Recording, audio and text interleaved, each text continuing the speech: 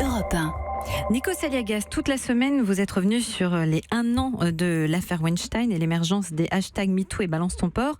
Après avoir donné la parole aux victimes, vous recevez ce matin Éric Brion, le premier homme à avoir été désigné par le hashtag Balance ton porc. Bonjour Éric Brion. Bonjour Nico, merci de me recevoir. C'est vous l'homme de Balance ton porc ? Le premier, il n'y en a pas eu beaucoup. Le premier, oui, balancé, c'est moi. On rappelle les faits. Le 13 octobre 2017 à 14h06, la journaliste Sandra Muller envoie un tweet dans lequel elle vous dénonce pour des SMS, pour des propos inappropriés que vous auriez tenus lors d'une soirée un peu arrosée. Votre vie a basculé depuis ? Petite précision, il n'y a jamais eu de SMS.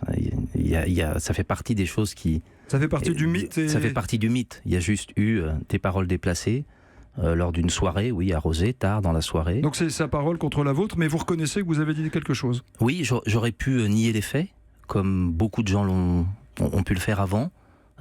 Parole contre parole.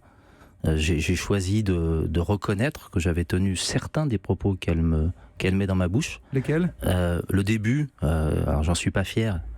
T'as de gros seins, t'es mon type de femme. Oui, ça, voilà, une soirée arrosée. Et ça, en fait, ça s'est transformé dans son tweet comme du harcèlement sexuel à caractère professionnel. Or, et contrairement à tout ce qui a été dit, répété, y compris une fois dans un article de l'Obs, je n'ai jamais été son patron, je n'ai jamais été son collaborateur, je n'ai jamais travaillé avec elle. Vous lui avez dit autre chose ? Oui, je lui ai dit sur un ton ironique après qu'elle m'a dit stop, je lui ai dit dommage, je t'aurais fait jouir toute la nuit. Voilà. Alors c'est vrai qu'à 7h45 du matin, au réveil, mais il faut remettre le contexte, il faut remettre l'ironie. Quand on voit ça sur un tweet, on ne voit pas le ton avec lequel on l'a dit. Pourquoi elle a fait ça, Sandra Muller, à votre avis ? Il faut savoir que Sandra Muller, je la connais depuis 20 ans. On se tutoie, on se croise dans notre milieu professionnel des médias. Il faudrait d'abord lui demander à elle, mais moi ce que je crois c'est qu'elle a un compte. Votre avis ? À mon avis, je pense qu'elle a saisi une opportunité. Elle fait ça une semaine après le début de l'affaire Weinstein. Voilà, juste une semaine après. La deuxième raison, qui est pas forcément connue, c'est qu'on a un vrai contentieux dans le passé. Elle me reproche par exemple de ne pas avoir été un de ses lecteurs, un de ses clients, de ne pas m'être abonné. Tout ça, je l'explique dans le dossier du procès qui va arriver. Vous l'attaquez pour diffamation, c'est ça ? Oui, je l'attaque pour diffamation parce que... et j'ai pris le temps, j'ai déposé cette plainte parce que... Pourquoi vous avez pris le temps ? Parce qu'au début, en fait, ce que j'essaie d'expliquer, il faut comprendre, c'est qu'on est sidéré. On est littéralement broyé. Complètement broyé. Par quoi, les commentaires, par Twitter, par partout, la place en fait, publique ? par la presse, on voit son nom partout, on comprend pas, on se dit, au fond, on va peut-être qu'on va vous appeler pour vous demander si c'est vrai, tout bêtement. Et franchement, on rentre dans un broyeur, on est complètement, littéralement sidéré. Vous ne comprenez pas pourquoi on dit, tiens, c'est le porc de Balance ton porc ? Oui.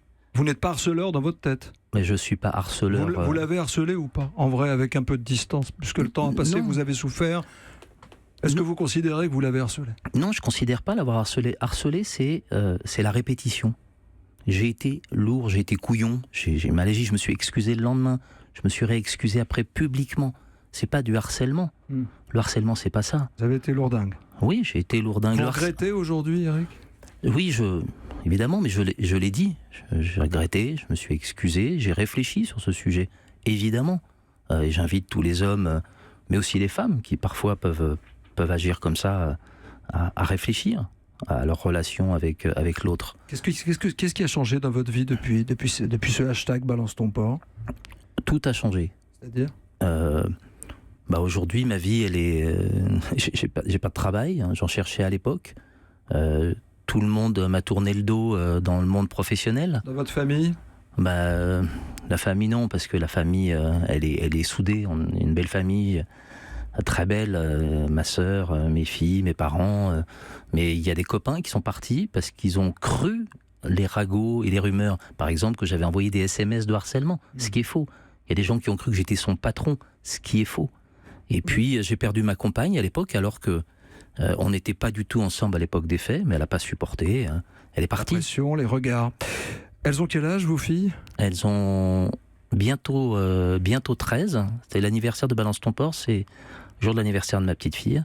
et 19 ans, ma grande fille qui fait ses études au Canada. Qu'est-ce qu'elles vous disent?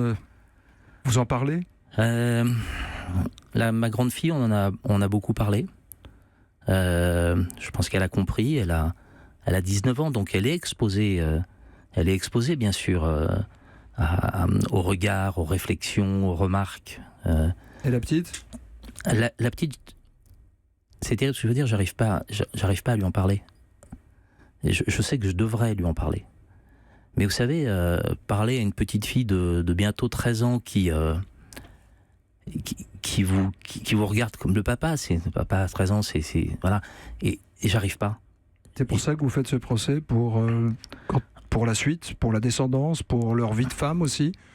Je fais le procès d'abord parce que j'ai pas fait de harcèlement sexuel à caractère professionnel, parce que je me disais, au fait, il y a du fake news à l'envers, hein. C'est-à-dire que quand dans un article on dit que je suis le patron de Sandra Muller, elle pourrait le corriger. On est journaliste, elle pourrait dire mais non, c'est pas vrai. Et je le fais aussi pour mes filles, pour mes petits-enfants, mes arrière-petits-enfants. Quand ils taperont mon nom sur Google, ils verront pas harceleur, ils diront en fait notre Éric Brion, il a été blanchi, je l'espère. On verra, c'est pas gagné du tout. Vous avez eu la parole ce matin sur Europe 1, vous voulez avoir votre version des faits. Nous, on a sollicité Sandra Muller. Elle nous a dit qu'elle préférait s'expliquer un peu plus tard. Elle va sortir un livre. Vous le craignez?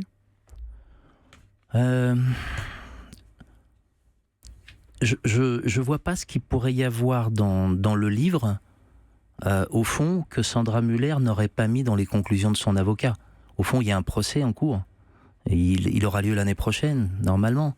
Si elle avait des preuves, si elle avait des choses, elle les aurait mis dans le dossier. Moi, ce que je peux vous dire, ce que j'ai lu, c'est conclusions. Il n'y a rien dans le dossier. On suivra l'affaire. Merci d'avoir été notre invité, Éric Brion. Merci beaucoup de m'avoir donné la parole. À suivre sur Europe 1, le Zoom Éco. On va parler de santé, d'éducation. Apparemment, l'Europe n'est plus le continent du bien vivre et du bien-être. Explication avec le spécialiste Axel de Tarlet dans un instant.